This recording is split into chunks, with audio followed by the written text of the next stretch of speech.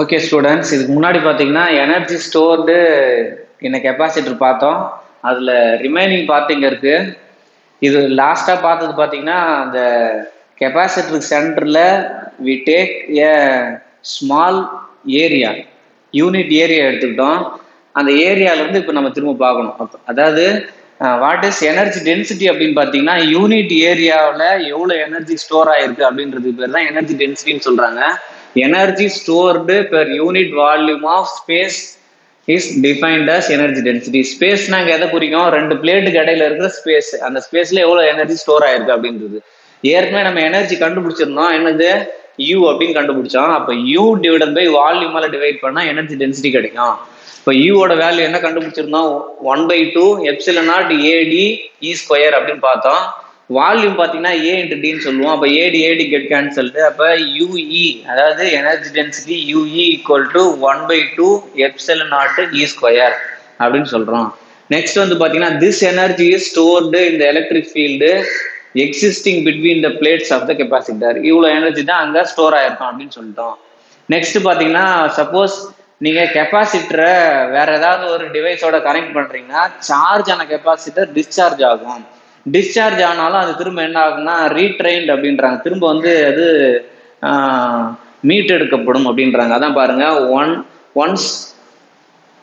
Once the capacitor is allowed to discharge the energy is retrieved அப்படின்றாங்க. திரும்ப அது என்ன செய்யணும்னா மீட் எடுக்கப்படும். திரும்ப நம்ம சார்ஜ் போட்டாக்கா அந்த எனர்ஜி வந்து ஸ்டோர் ஆகிடும் அப்படின்றாங்க.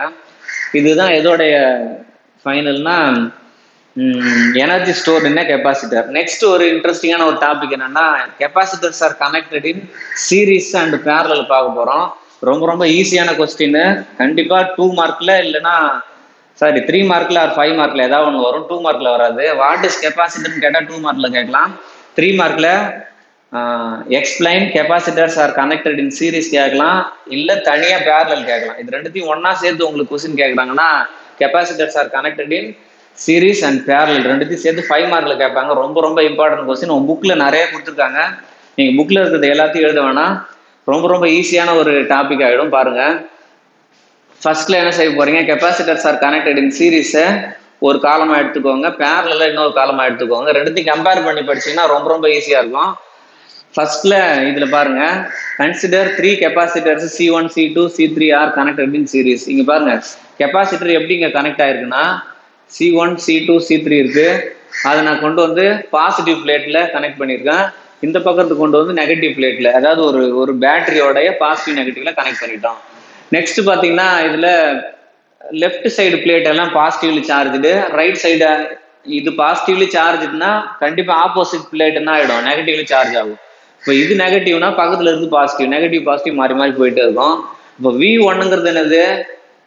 Potential between the plates. V1ங்கிறது C1 கெப்பாசிட்டரோடைய ரெண்டு பிளேட் கடையில இருக்கிற potential difference. C2 potential difference V2, C3க்கு V3.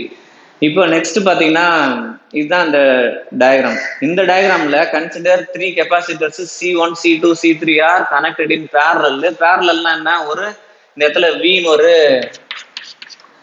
ஒரு பொட்டன்சியல் இருக்கிற ஒரு செல்லு, ஓகேவா? ஒரு பேட்டரின்னு வச்சுக்கோங்களேன், பேட்டரி. அதை எதோட கனெக்ட் பண்ணிருக்கீங்க? இதுல இருக்கிற ஒரு எண்டு எல்லாத்தையும் ஒன்னா எடுத்துட்டு வந்து இங்க பாசிட்டிவ், இங்க இருக்கிற எல்லா எண்டு எடுத்து வந்து இங்க நெகட்டிவ்ல அப்படியே கனெக்ட் பண்ணிட்டோம். இப்போ இதுல பொட்டன்சியல் பாத்தீங்கன்னாக்கா சேமா இருக்கும், சார்ஜ் வேரி ஆகும். Q1 சார்ஜ் C1 கெப்பாசிட்டர்ல ஸ்டோர் ஆன சார்ஜ் Q1, Q2 இது C2 கெப்பாசிட்டர்ல, Q3ங்கிறது C3 கெப்பாசிட்டர்ல. இப்போ ஃபர்ஸ்ட் பாயிண்ட் டயக்ராம் எல்லாரும் புரிஞ்சுக்கணும்னு நினைக்கிறேன். நெக்ஸ்ட் இது ஃபுல்லா பாத்துடலாம். இதே மாதிரி தான் அதுவும் இருக்கும். அதனால ஒன்னு படிச்சிட்டீங்கன்னா இன்னொன்னு படிச்ச மாதிரி தான். ஃபர்ஸ்ட் வந்து என்ன சொன்னோம்? First point consider 3 capacitors C1 C2 C3 are connected in series. First point புரிஞ்சுதா? செகண்ட் பாயிண்ட் பாத்தீங்கன்னா each capacitor stores same amount of charge. கெப்பாசிட்டரை நீங்க சீரீஸா கனெக்ட் பண்ணீங்கன்னா எல்லா கெப்பாசிட்டர்லயும் சேம் அமௌண்ட் ஆஃப் சார்ஜ் தான் இருக்கும் அப்படின்னு சொல்றோம்.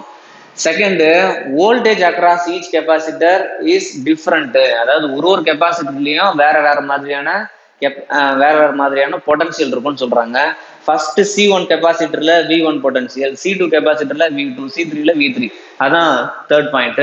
ஃபோர்த் பாயிண்ட் பாருங்க, total voltage across each capacitor must be equal to the voltage of the battery.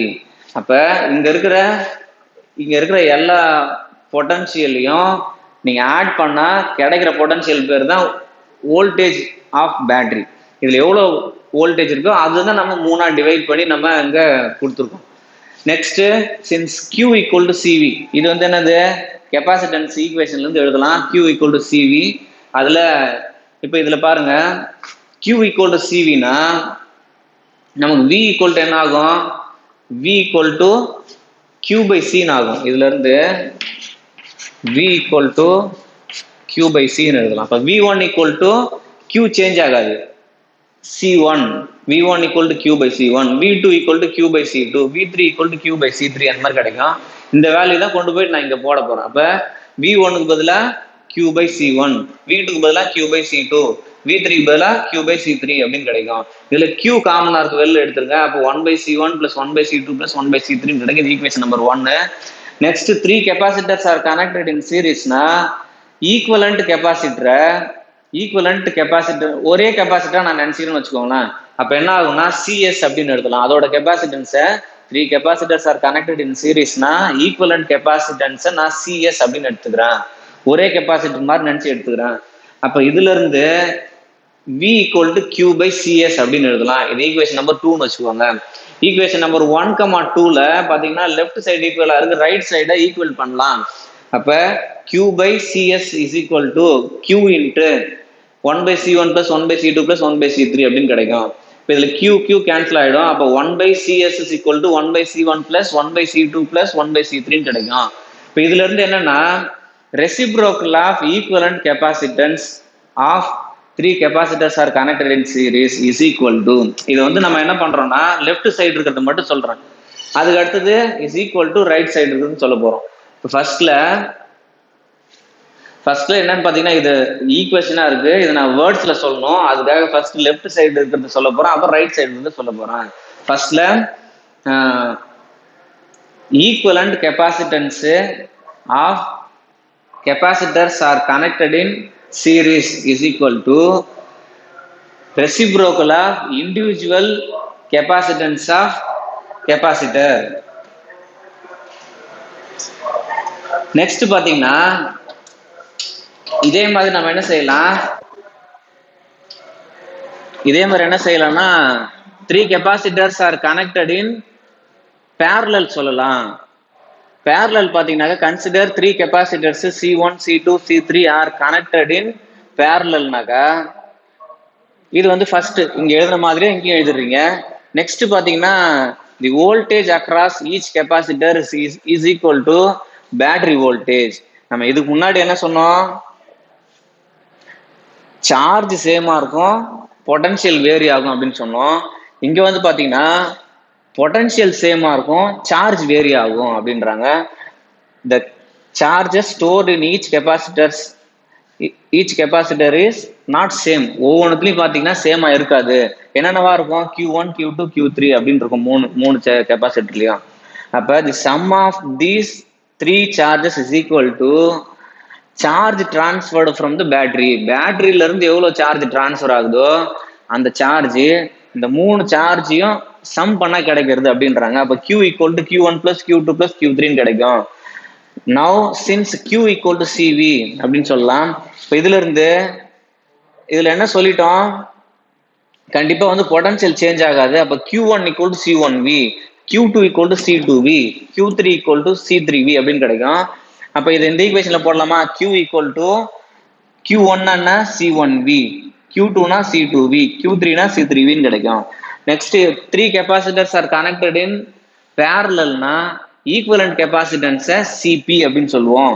we have Q equal to CPV அப்படின்னு சொல்லலாம்.